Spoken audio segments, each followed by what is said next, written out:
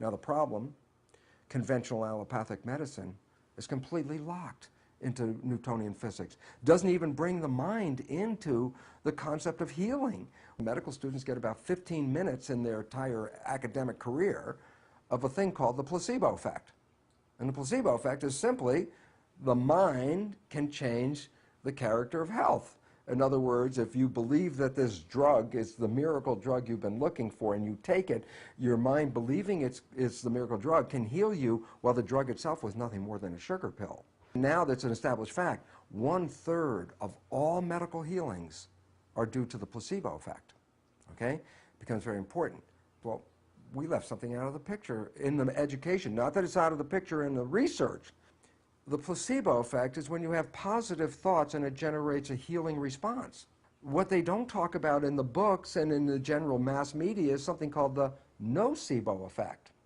The nocebo effect is the same as the placebo effect, except the thoughts are of a negative nature. And what's the point? It's thoughts that are powerful, whether they're positive or negative.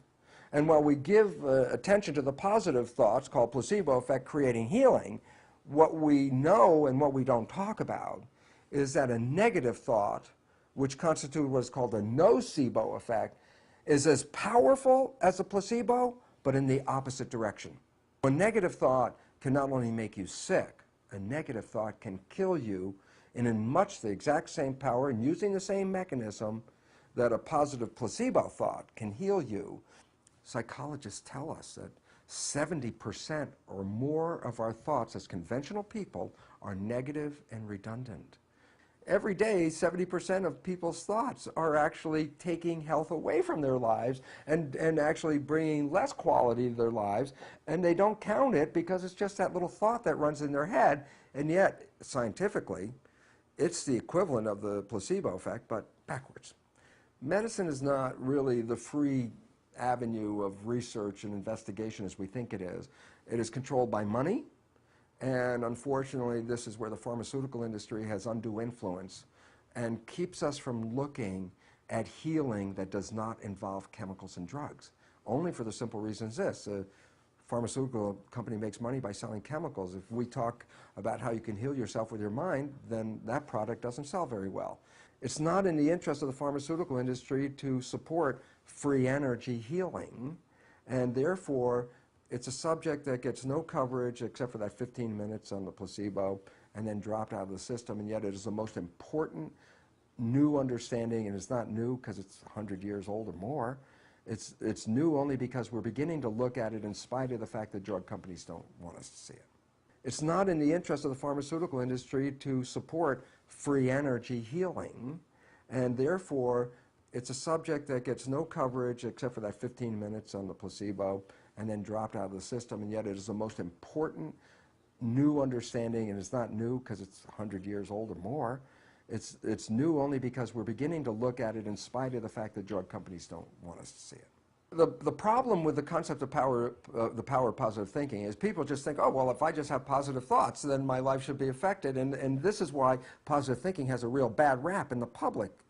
Having a positive thought does not in any way necessitate that those positive thoughts actually manifest themselves. There's a piece that was left out, and if you don't understand the piece, then you're shouting into the wind with your positive thoughts. Nothing's going to happen.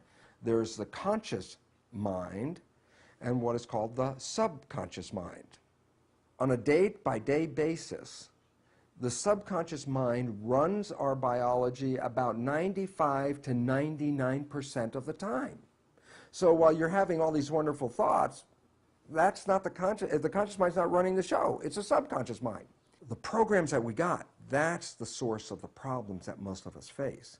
And these programs could limit our abilities and take away our powers, which essentially they do. Positive thinking is a creative thought that comes from the conscious mind. Okay, so I sit here and I'm going to have all these wonderful thoughts. I'm going to close my eyes and visualize all these wonderful things. Now stop and go back to the mechanical character of it. I'm having these thoughts with a little tiny processor called the conscious mind, and I'm competing with the programs that are in the subconscious mind. So if I have a thought for being healthy or being in a good relationship, and I'm doing positive thinking, And at the same time, I have acquired programs in my development that said, you're not as healthy as you think you are, and you're not that good a person to have those kind of relationships. Then look, I'm now pitting my positive thoughts against my programs, and they're opposite. But here comes the other part. While I can try to maintain positive thoughts in my life using my conscious mind, this conscious mind only operates less than 5% of the day. That says 95% or more of the day, I'm operating from the other belief system. Do the math. How powerful are positive thoughts? And the answer is, unless the subconscious has the same programs and agreement as the conscious mind, power of positive thinking will not work. It will not work because you're competing against a much more powerful processor. We do not see the subconscious when it plays. The subconscious has programs in it that we primarily got from other people in our development. And the significance about that is that if we are operating from this subconscious mind and not seeing it, then we're also not seeing that we're playing programs that may not be in any way supporting who we are and what we want. The only problem was, it was your own subconscious programming that led to the life that you have. And that if you can understand that, and then try to work with it, then you can change your subconscious programming and change your life. If you're sitting at the traffic light and you're waiting for the light and these thoughts are running through your head, you can start to listen to them.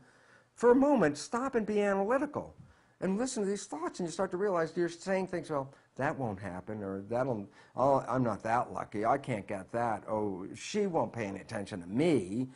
These are thoughts. And then realize, since these thoughts are programming the biology, and these are the thoughts that are just running like a faucet from your subconscious mind, you're actually hearing what kind of beliefs you're dealing with. And the first level of really owning the power over your life is to listen to these thoughts. Because if you listen to them, you're going to have to stop and say, my God, if I listen to all these thoughts, of course my life is not pretty.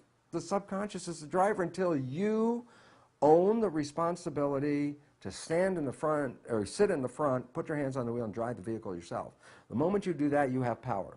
The energy field's out there. Our thoughts are the energy field, so can we tap into it? In fact, if you're tapped into your thoughts, then you're already tapped into the energy field, because the thought isn't material or mechanical in the first place. It is the energy field. Once you own that these thoughts are important, and you can hear these thoughts, then you have access to say, well, wait a minute, I decide not to, I don't want to hear that thought. I want a different thought. And that's when your conscious mind steps in and says, give me the driving, give me the wheel. Because the subconscious has been driving the vehicle all this time. And most of us think our conscious mind's like a backseat, passenger watching this car go out of control from the back seat, screaming directions to the front seat, and the driver's not paying any attention.